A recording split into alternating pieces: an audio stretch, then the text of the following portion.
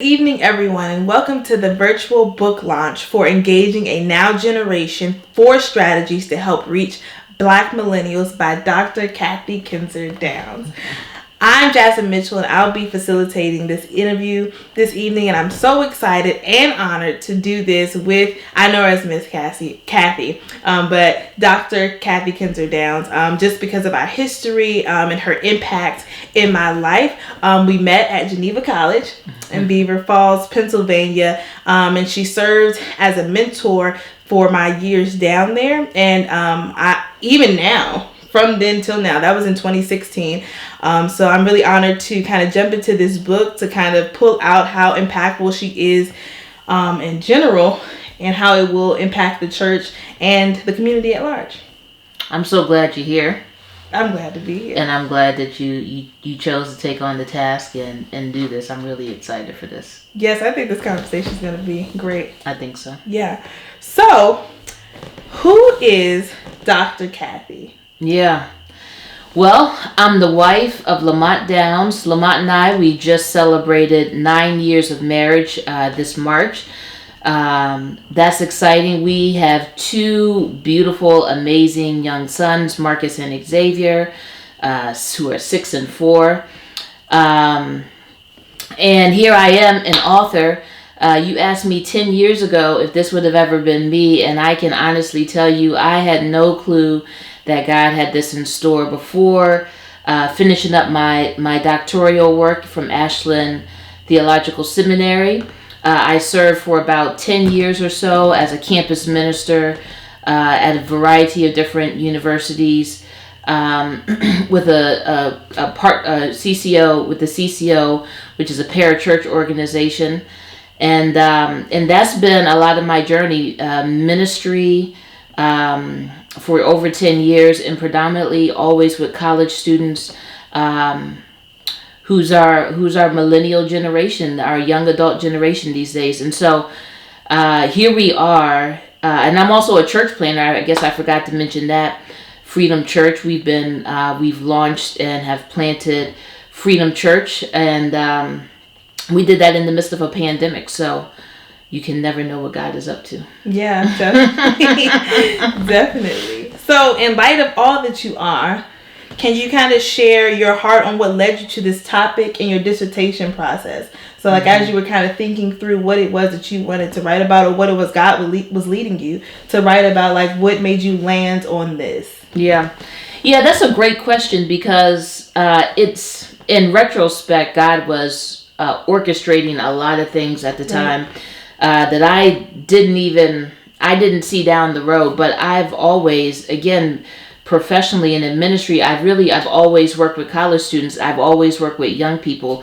And so that's been a part of who I am in my heart the whole time. But specifically, this topic really was born out of where we were at that time. Mm-hmm. We lived in Ohio.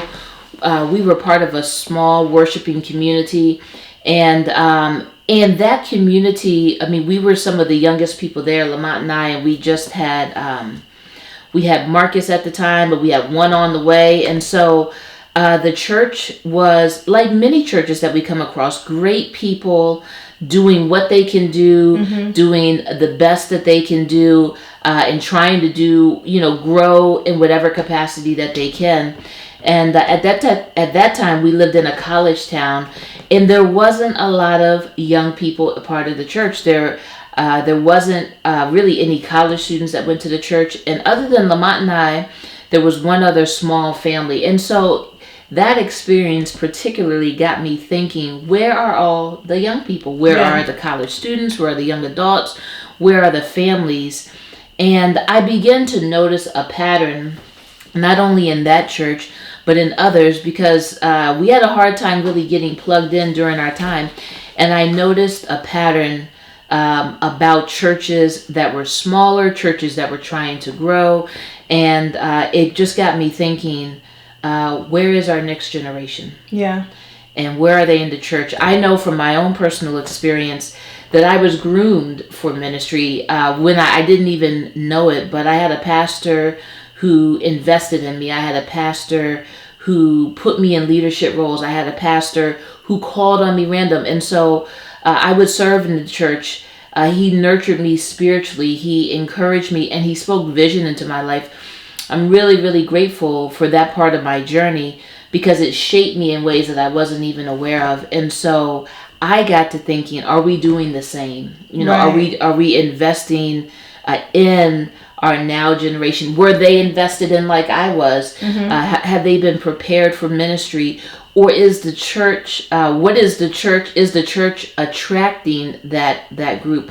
And why? Because if we're not reaching that group, when those our parents' age or our grandparents' age, when they're called home to be with the Lord, who's going to take the baton? Yeah. Who's going to carry on in the church? And that became my concern. Where are more of the young people like me and younger to carry on the work of the church and continue to grow it so that we have a church for our children and our children's children? And so that's really what propelled me into it. Questions and really a concern for the church. And so that led me in my doctoral work. And you know, I really thought, what if I could take my research and turn it into a resource for the church to help others who may be struggling, who may find themselves stagnant, or they just don't know where to start. And so that's really how this got started. Yeah. Well, I'm personally glad that you were able to hear God and be sensitive enough to the Spirit of God to think through some of those things, those hard questions, and not just kind of go along to get along, and then to research it in fullness, and then now to make it a resource. So that kind of leads into my next question, is kind of what led you to make it a book? You kind of touched on it a bit in the previous question, but what led you to say, okay, this, like you just said, make my research a resource for the community? Right.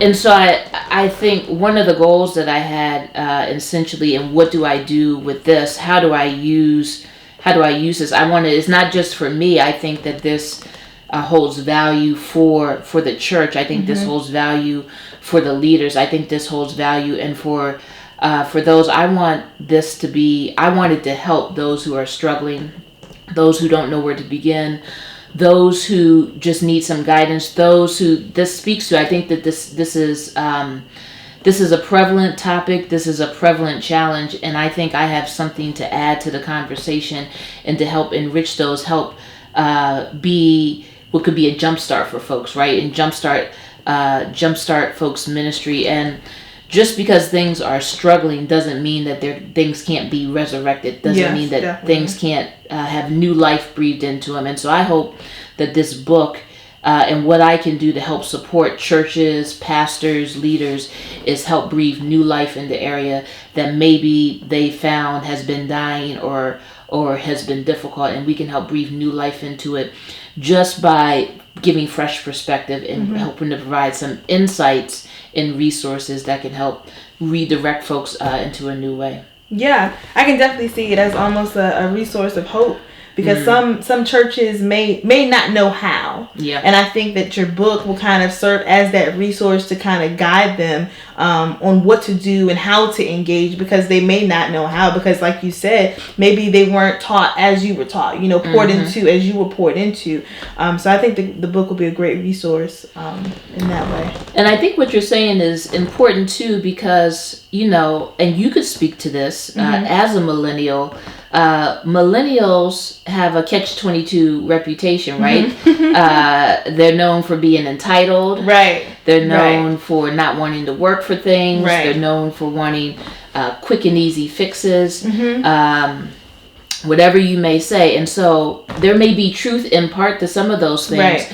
And so there may be a more seasoned generation that doesn't know what to do with some of those challenges, some of those realities, and how do we meet this generation where they are in such a way and help build them up where those places that need to be strengthened, but as well learn from them and and to incorporate them in such a way that shows that they really bring valuable stuff to the table. And I think that in terms of you mentioned hope, it can be, because I think sometimes it's not uncommon that as we get older, we don't always understand and can't understand what this generation, whatever they may be, the younger generation is going through, or what they mean, or what they're feeling about things. And we see an older generation can sometimes see the byproduct of something, but not understand what impacts that. And I think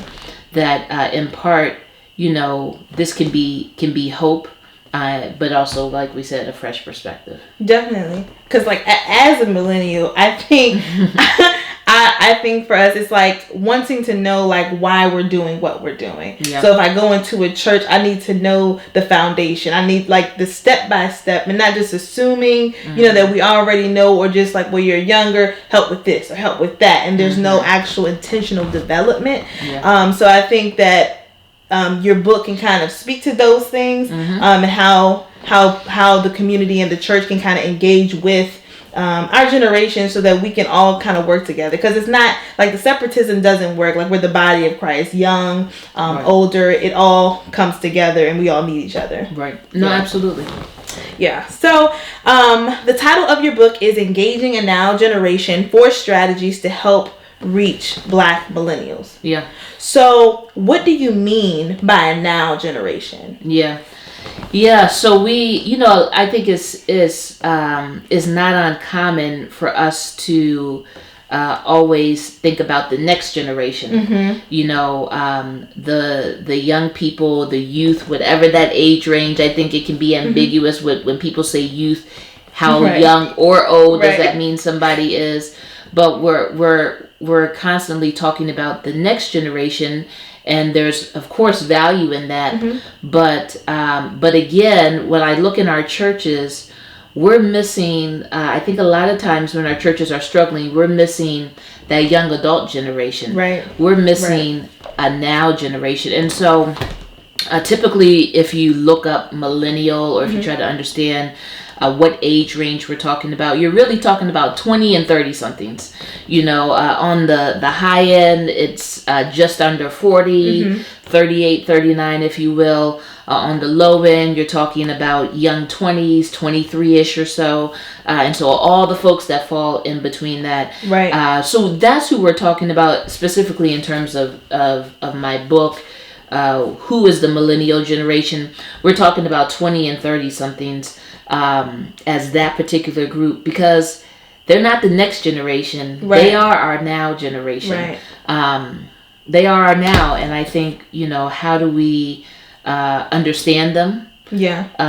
And then learn from them and grow from them is important for us to consider. Yeah, I think it's definitely critical, because like you said, there is always the jump to the next, or we want to kind of deal with that, but we kind of don't focus on what's happening now and who we have now, who we're not tending to now. So I think that is definitely critical for us to learn, but also be impactful as well. So it's kind of twofold in that way. And that kind of jumps us into another portion, which is, what do you think the Black church's role is for the Black millennial? Yeah, so important, because we live in a time right now where it's not, per our culture, Christianity and faith it's in terms of the identity of our culture, it's not what it used to be, right? Yeah. Perhaps what we would think of in terms of our parents' generation or our grandparents' generation, how faith, God was such a core part. We have a generation who has grown up not either going to church, not being exposed to the Bible in the same way that our parents or our grandparents were. And so their whole perspective around all those things is just different. And so even understanding the role of faith, God, or spirituality, however narrow or broad you want to think of it, and how young adults are engaging with all that is important, because that then ought to shape how we approach them in terms of talking about these things. I think the Black church has a tremendous role, because quite frankly, it can be really exhausting being Black in America. It can be scary. Yeah, definitely. It can be exhausting, and depending on our home environment, our work environment, and certainly just listening to the news and the real realities that many of us face, just going and coming each and every day. I believe that the church really has the opportunity to serve as a place of refuge. Yeah. In a very particular and special way that maybe other places can't fulfill that. So that when I come into this place, in this community of people, it addresses my needs. It addresses the things that we oftentimes have to battle and go through. And not only does the message speak to that in a very contextualized way? Can the songs of faith speak to that in a contextualized way? That the people, the community that I'm around, can also be a safe haven from what we have to deal with and battle in the day-to-day world. And so the role of the Black church is to continue to understand the ways in which our now generation is thinking about matters of faith and making that relevant to what that means now in engaging faith, but also to be a refuge from the world. Yeah. To be a refuge from just what it means to be Black in America. You know, and to be a place of safety, comfort, and pointing us back to the one who holds us at the end of the day. And I think that automatically just brings me back to our history, our roots. Like, that's what the Black church served as. You know, a place of refuge, a place for us to just be. Yep. You know, to find out who we are apart from all the problems and troubles that that civilization was presenting us with as Black people. Yep. So I think that place of refuge and safety definitely has a place for the now generation. Absolutely. You know, if we kind of connect with it in the same way that our foreparents did. You know, like there's a need, like we've talked about this before, previous conversation, but like there's a need for the reformation of the church, but also not being so disconnected from the roots that got us to where we are. Right. And you're absolutely right. And to remember the foundation that is laid, right? So historically speaking, the Black church, for many of us, was the foundation in terms of our spiritual development, was the nexus in terms of social. And these things have morphed over time because culture has happened and technology and all of that. But the church still has an important role to play, and to be an important voice in that. Maybe we need to recognize and remember the importance of that. Definitely. But to say that it doesn't have a relevance, I think is misguided. It does have a relevance that we need to remain mindful of, because maybe in some ways we have a now generation that doesn't fully engage with our history because that's not been our personal journey. Right. But I think we also have a now generation because of what many would call the second civil rights movement that has sprung up over the last 5 and more years, that we have a group that has been awakened, right? And a group that has found and continues to find their voice, you know, and to speak out and to be active in that way. And the church needs to be in that mix. The church needs to be a part of that mix. And I think we have a now generation who is looking for, where is the church within that? That is the question. Yeah. That is the question. And to make sure that the church is not sleeping, that she's not sleeping, but that she's active. And certainly that's what our history tells us in terms of what we know as the first civil rights movement. The church was very active. And there's so many things that are going on in our world and in our country. The church needs to remain active, and I think a now generation is looking for that. How does faith in God, what does God say about all these things? And so her role is there, her place is there, and the need is certainly there. Right. And the two don't necessarily need to be separate. Like God has something to say about the times that we're in. And I think the now generation would love to hear that. Yeah. No, you're right. Yeah. Absolutely. So real quick, we want to thank you guys for kind of joining us tonight. And I want you guys to like and comment and share and engage with us as we're having this conversation in the interview about the book Engaging a Now Generation: 4 Strategies to Help Reach Black Millennials. So, Dr. Kathy, in chapter 2 of your book, you had a wonderful quote that asked some critical questions.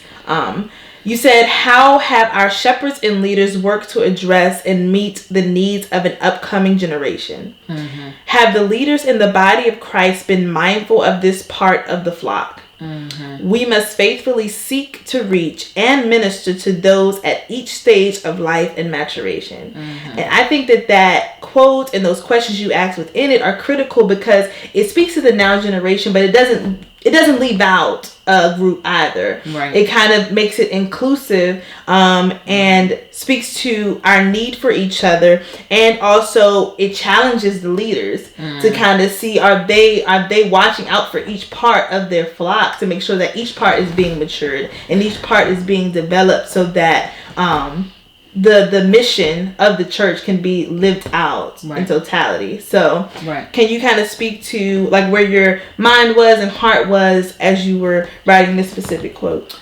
Yeah, definitely. So one of the things that we do in the book is I really work to lay a biblical foundation for what does the Bible have to say anything about this, and how could we understand the context of this generation, where they are within the church, or how churches are working with them and engaging them, and where do we find the Bible speaking to anything that could be even remotely related to that.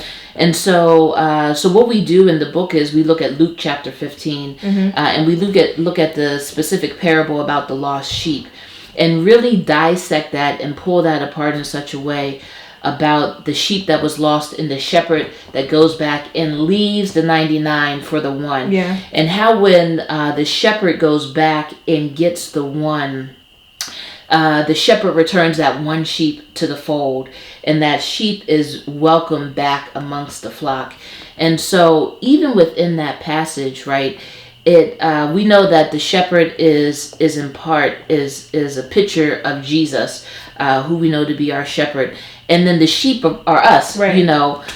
We are the sheep. And so even within that passage, we pull apart, how could the sheep potentially be reflective of millennials, Black millennials in this context?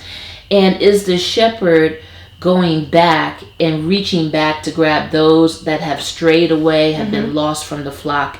And even in part of that, it takes a recognition that you've lost them, that you've lost one, that you've lost some, and not that that there's been an oversight and I don't even recognize, but there's a certain level of intentionality, there's a certain level of mindfulness, and that I'm willing to leave the greater amount and go back with intentional thought and reach back and grab those who are lost.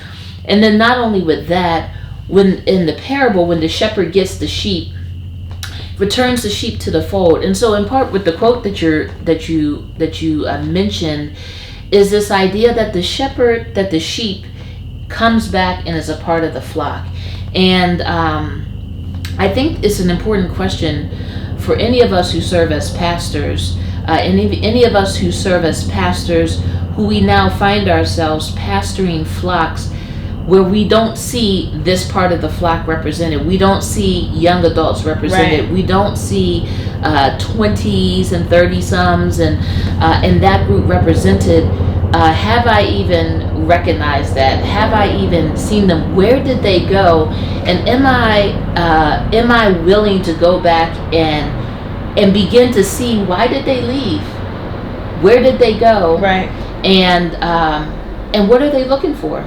Yeah. So that I can return them back to the fold, be a part of the larger group, and be a part, whatever, maybe they were turned off, maybe they just didn't feel like church, maybe it didn't feel relevant, maybe they felt bored, maybe nobody noticed when they left. I don't, whatever, it could be an array of realities. Yeah. But at the end of the day, have our pastors even recognized that?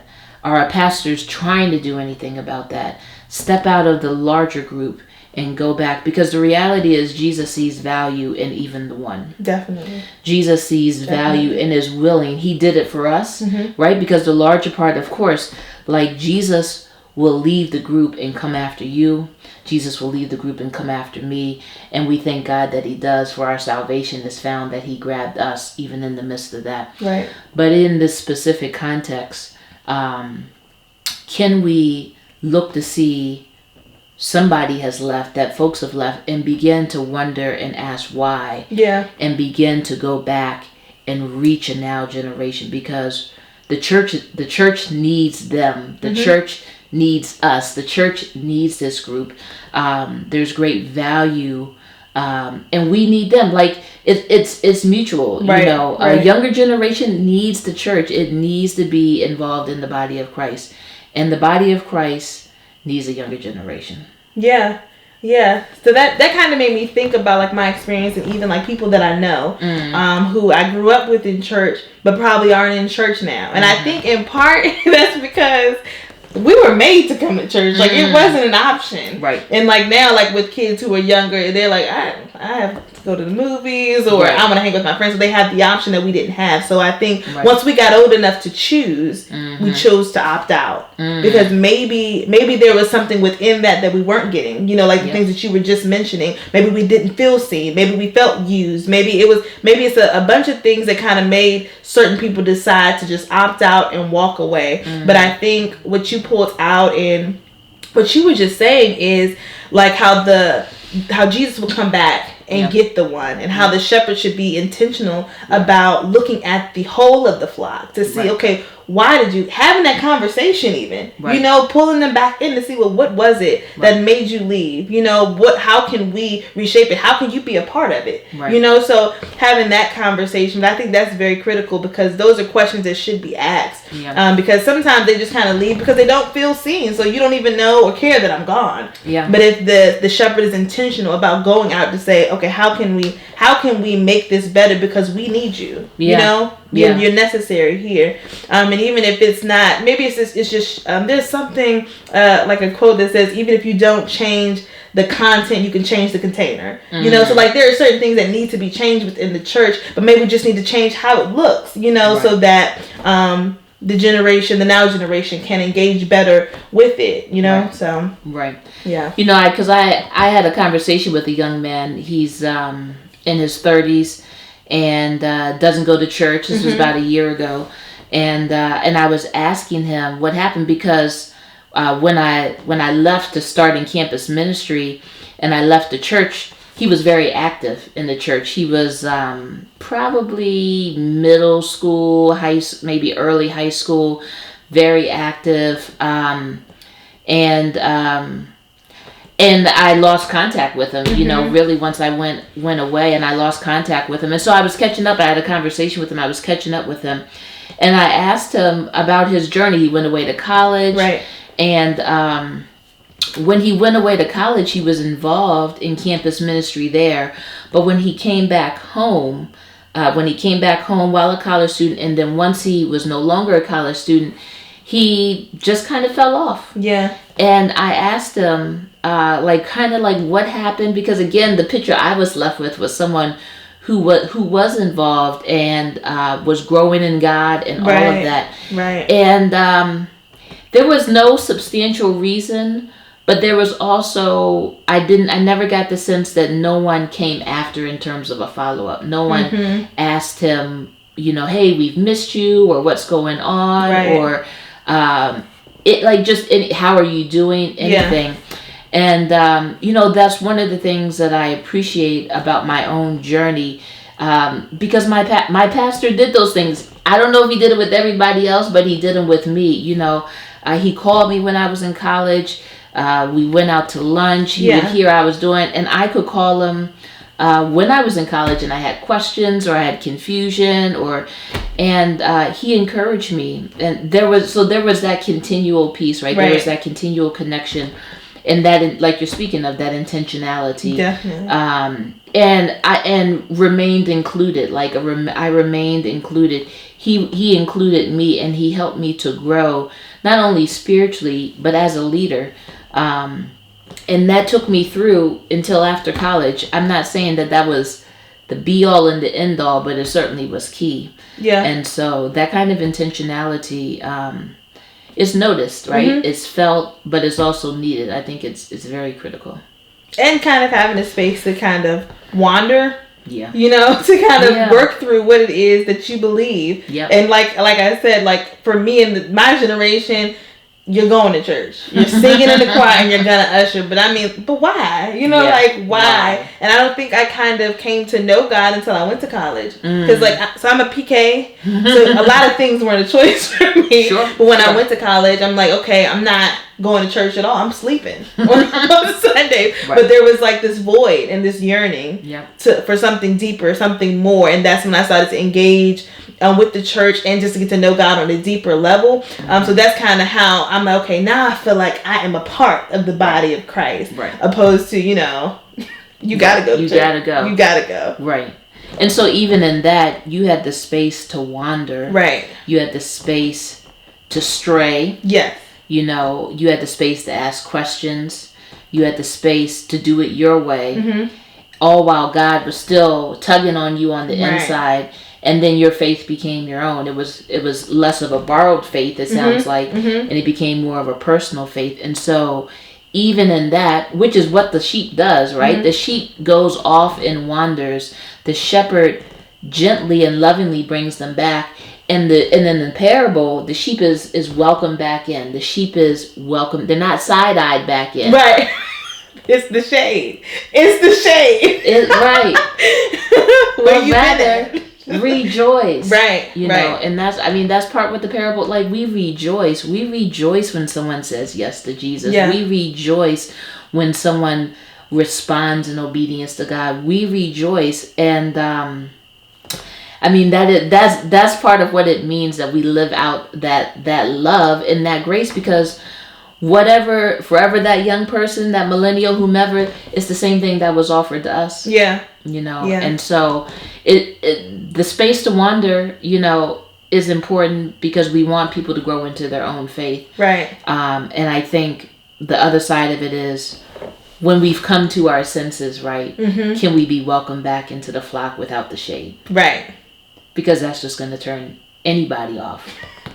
Right, rather than rejoice that you've come and you responded to the nudge that God has been nudging at you. Yeah. I think the rejoicing is what's necessary, and then making it intentional space for that person, however different. Because what I'm noticing about millennials it's a new flavor. It's a new flavor that we bring to it that may kind of disrupt the old way of doing things. But there's still a place for it. There's still space for it. But I think that takes a coming together. And kind of deciphering through what's necessary, and just making sure that everyone's represented, because we're the body of Christ and no part is larger or smaller than the other. Right. Yeah. No, that's good. Yeah. So I'm really excited about the book as a millennial, because I think this source will be great for churches, and even as a millennial, just for me to kind of get more insight academically, because this isn't like just an opinion piece. Like, she did this from her doctoral work, So I'm just glad that academic piece is in there, so we can really get more insight on what things actually are. So I guess that kind of leads into this question of what are you trying to achieve with this book, and why is this book needed and important for churches, for leaders, and even just for the community, just to know how to engage a generation that they may not be as connected to. What do I hope to achieve? I hope that this book is a resource. Very plainly, I hope that the book is a resource, and I hope it's a blessing. I hope it's a blessing for those who, just like you said, they don't know where to start. Maybe they're finding having difficulty in engaging this generation. Maybe they're finding in their church or their ministry, maybe we have some, but we don't have a lot. And like, what are we doing? Or what are we not doing? Or how could we be doing this better or more effectively?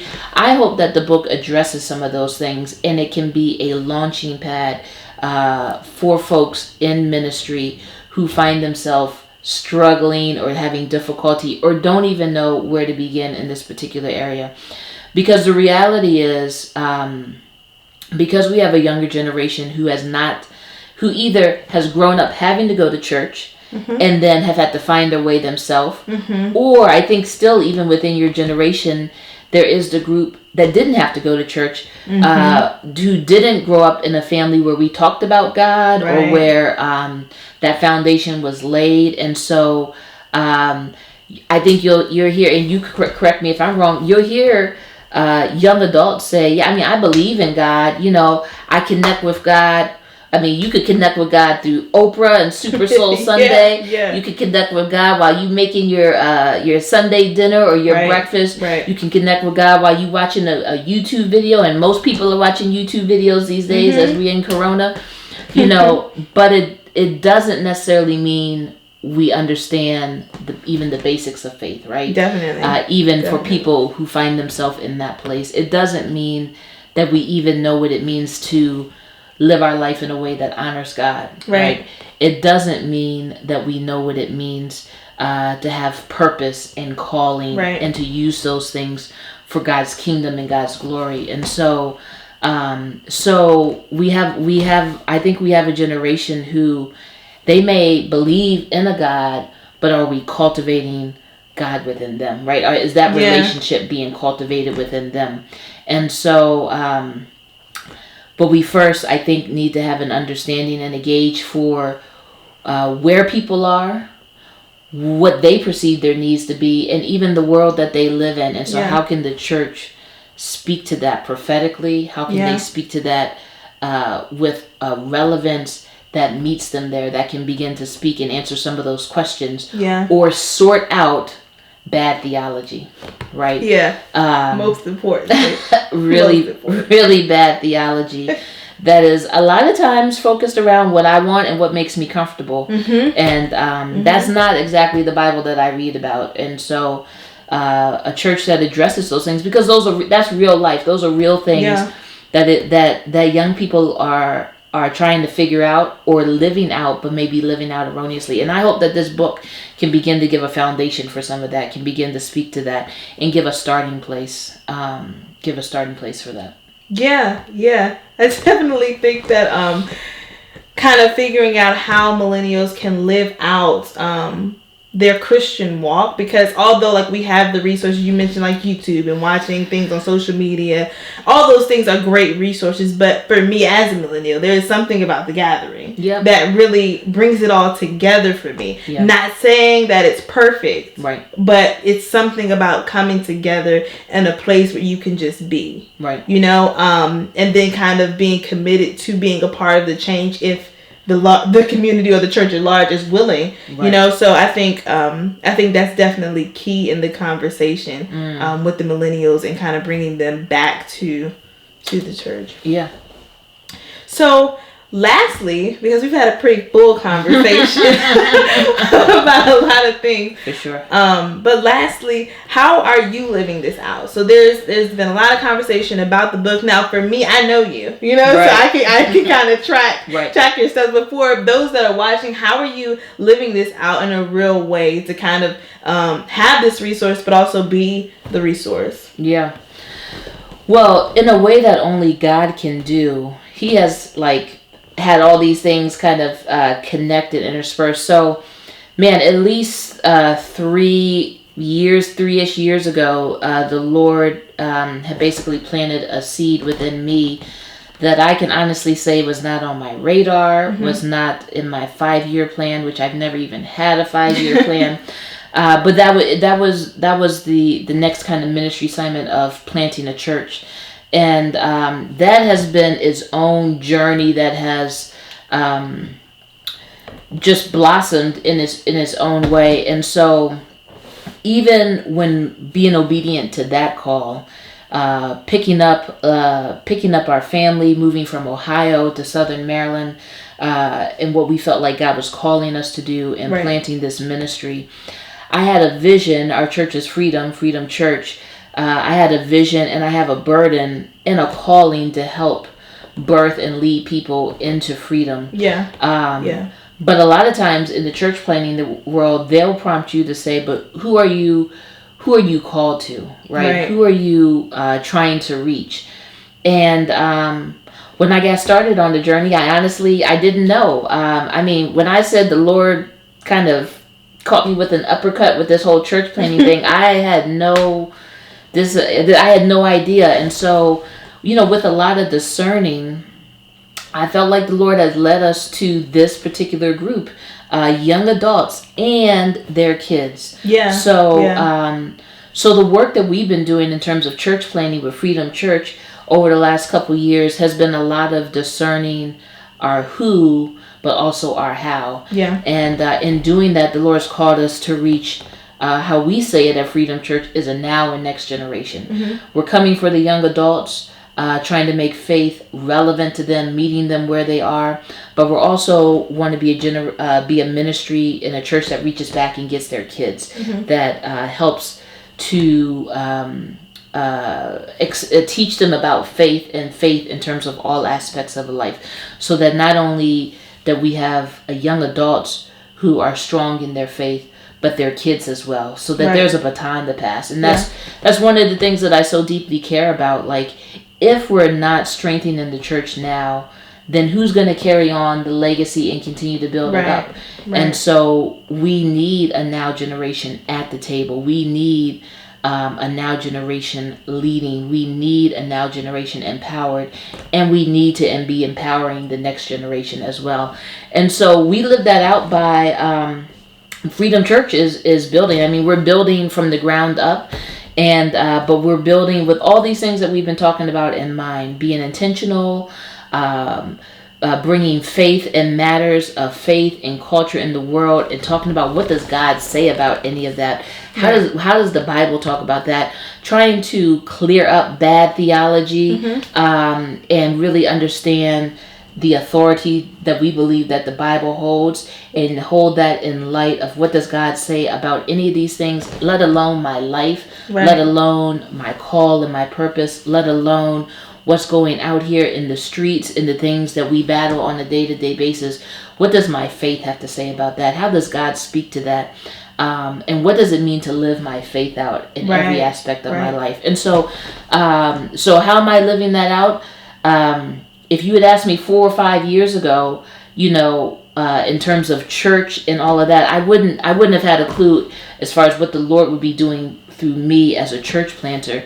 But here the Lord has us working to reach this group. And the reality is, that's what I've been doing. That's what I've been doing all of my professional career, in one way or another, helping to build and strengthen the faith, help cultivate young people, young adults in their faith, and empower them to go out and live that out in their life the way God's calling them to. And so we're just doing that in what some may say is a church setting, but really I think one of the things that we believe right now is that for those who have maybe been challenged or turned off by church, it's a harder sell for them to try to get somebody into your church building. So we want to take the message and the word to them.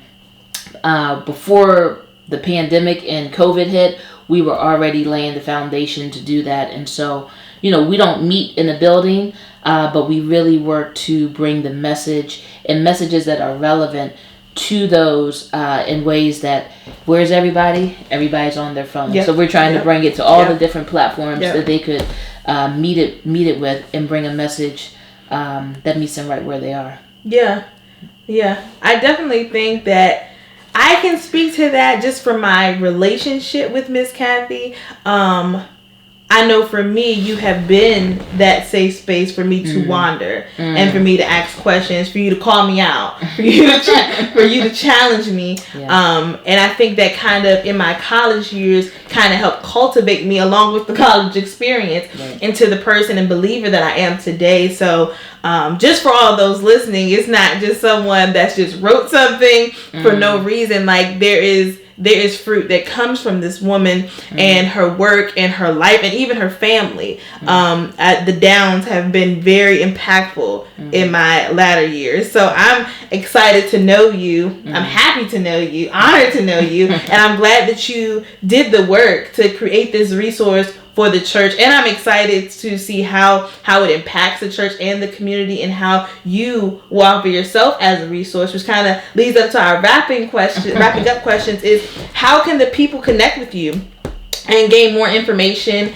and insight, and how can they purchase this book? Yeah, go buy the book. Buy the book. Buy the book. Even if you buy it and give it to someone, buy the book. Right. Buy one for yourself and for somebody else. Definitely. Yeah, no. So we're on social media platforms, primarily Facebook and Instagram, and you can look up at Dr. Kathy Kinzer-Downs. That's where you can find us. You can go to our website, www.drkathykinzerdowns.com, and the book is still running. Right now we're still running the pre-sale up until Easter, and so you can get it at a discounted rate. Go and pre-order. Our pre-order will run out at about Easter, and then those things will be in the mail to you. But Facebook and Instagram, you can stay connected to what we're doing.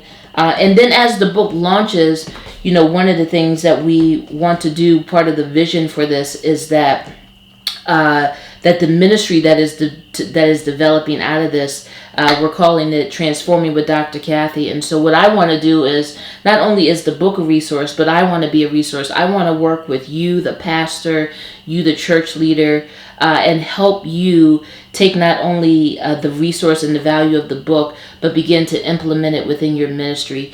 And so we will be offering workshops for that to happen, coaching networks for that to happen, and all that begins in May. But Transforming with Dr. Kathy is about helping to, starting with the book, and helping to walk with you, that you don't have to do it alone, empower you, and help clarify the vision for you in the ministry as we go back and really reach and engage this now generation. And so I'm really excited that as we launch the book, we're also launching Transforming with Dr. Kathy, so that I can come and help be a resource and a support to you the pastor, and you the leader, to your ministry and to your congregation of people, to help you strengthen your ministry and empower our now generation, that will help strengthen your ministry, strengthen the church, and so we can keep this thing moving and growing. Yeah. So I've already pre-ordered the book. So I'm just encouraging everyone to go and get the book, read it for yourself, share it with your church leaders, share it with your community leaders, so that it can really serve as a resource. And again, this is not just someone that has done the academic work, but she has been a living witness to what it means to work with Black millennials specifically, because even at Geneva, you were the director of diversity and inclusion. Yeah, multicultural. So she was working with the Black kids. That was the job, and I can honestly say, and I could speak for even others, that you were so impactful to our time there, being at a predominantly white institution. Right. So I think that her work speaks for itself in her life, and I think that it's going to be a great resource to the community and to the church body. So listen, everyone, be sure to connect with Dr. Kathy on Facebook and Instagram, and buy the book. The book. Yes, allow it to be a resource to you and those around you. We thank you for coming and tuning in with us tonight. Rewatch it if you want to. Share it so that others can see it as well. And we just pray you have a great evening. Thanks for coming, guys. Thanks for coming.